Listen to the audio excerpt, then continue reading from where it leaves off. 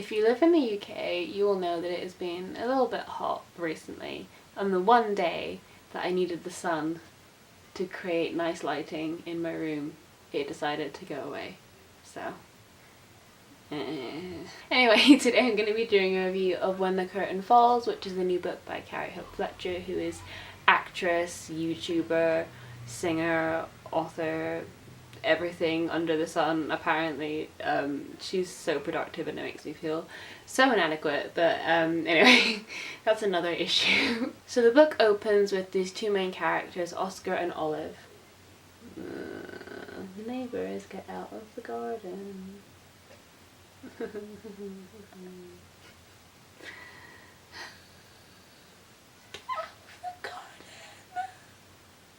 The novel opens with Oscar and Olive, who are set to perform in a new production of When the Curtain Falls, which is a theatre show that hasn't been performed in around 60 years or so, since opening night, when there was a tragic accident and one of the main actresses passed away.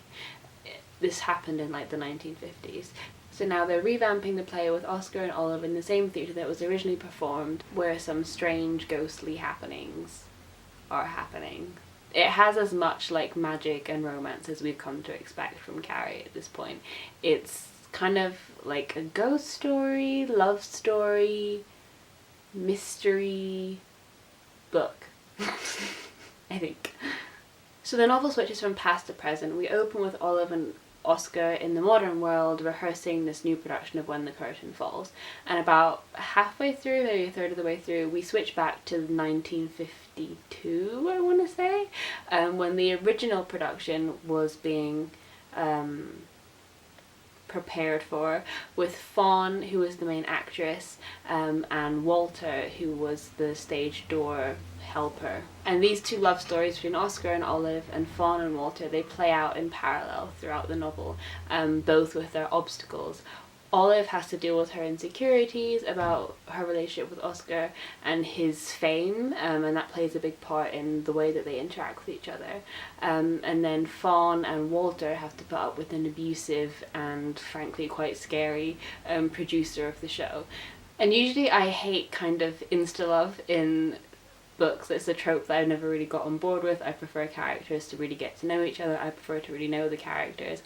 But Carrie always makes it work for me. I think it's just something to do with like the whimsical style of her, like her settings, her writing, just her imagination, I think, that just makes me so willing to get caught up in it. I don't know what it is, because usually I hate that, but as soon as they met I was like, yep, love. I was on board immediately, and I don't know how she does it, because usually I just can't get on board with stuff that like is instant lovey, but I'll do it for Carrie, apparently. I think this is also massively helped by the setting, which is like an old kind of archaic theatre which has lots of kind of quiet corridors and like secret little rooms, magic that plays out in the shadows and all of that stuff, and all this kind of mystery, like ghosts and things going missing. Like, this is a really kind of interesting atmosphere, and she created it really well. You can really tell that Carrie has a passion for theatres and a love for acting, obviously,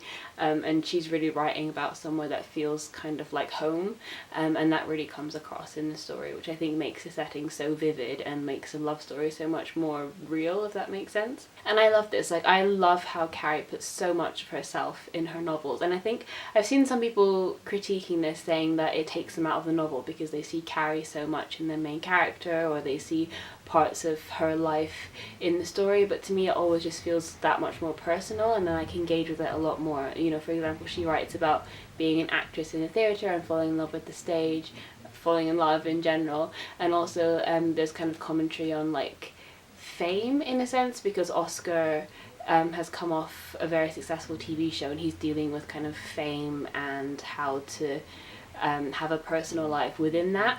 And then obviously that's something that Carrie's had to deal with, you know, people coming to stage door and all of this stuff. So I really like that she uses her personal experiences and puts them into fiction, because it just makes what she's writing so much more real, and you get a sense that she has care and love for her characters and what's happening to them. But the first 80% of the novel worked really well for me, where it was going back and forth, setting up the love story, getting to know the characters, getting to know their obstacles and seeing how they weave through them, and just approaching like the opening night, the tension really builds and the structure really helps the kind of suspense and finding out what's happening.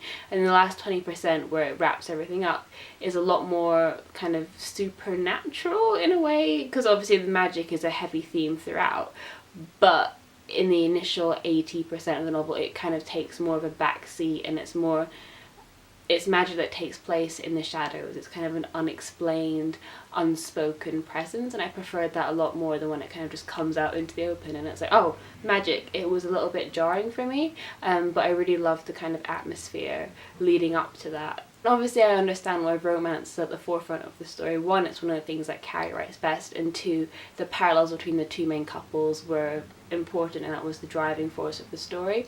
But especially because it's about theatre, I would have loved more interactions with the rest of the company. I know she has friends, like Olive has friends in her company, like Doug, I think it is, and she has a best friend, like Lou and Sammy. Like, there are definitely named characters in the company, but I loved all the scenes where they were interacting, and she described it like a family, because I've been in plays and everything at school, and there is such a feeling of community, and I loved those scenes where they were interacting, and I would have wanted like a bit more of that, but romance was very much at the forefront, which is interesting. But I love kind of friendships as well, and it would be interesting to see how Carrie could maybe balance it a little bit more. And I had one maybe teeny tiny issue. I mean, might be slightly spoilery, so maybe if you want to read this, mute this part of the video. But I mean, it's not plot spoilers, but I don't know. Basically, if you've read it, stay with me a little bit. There's a character called Tamara who Olive doesn't like, because Tamara's really into getting Oscar's attention, and she kind of throws herself at him, and she's quite mean, kind of like your average kind of stereotypical like popular snooty girl,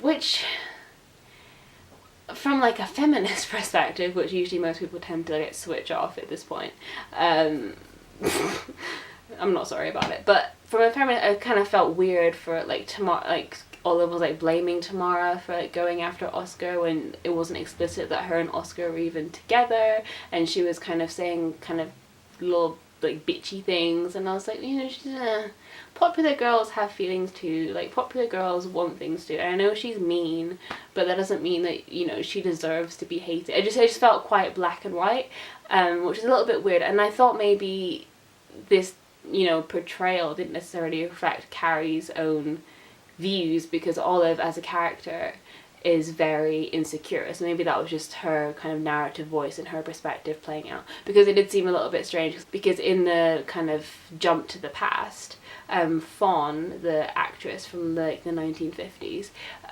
she's dealing with a lot of discrimination against women, and a lot of men telling her what she can and cannot do, and she's really striving to break out of that kind of vicious cycle.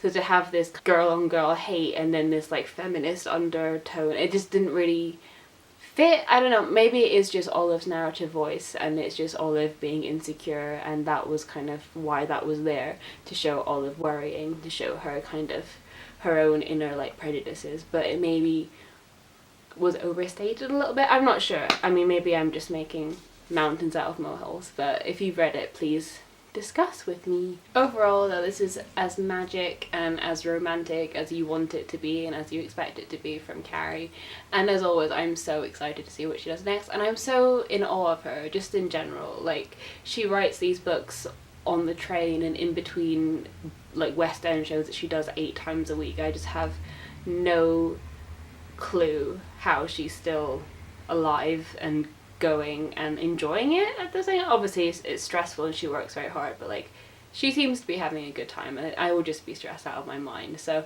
the fact that this is even in my hand is an accomplishment in itself. So as always, thanks so much for watching this video, and I will see you soon.